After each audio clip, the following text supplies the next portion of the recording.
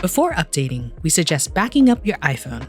You can do this either through an iCloud backup or using your computer. Additionally, your phone should be at least 20% charged or connected to a power source to ensure that it does not turn off during the update.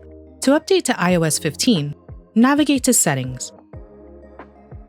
Tap General, followed by Software Update. Choose Upgrade to iOS 15.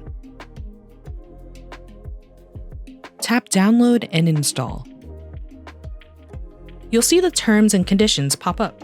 Take a moment to read through them. Tap Agree to continue.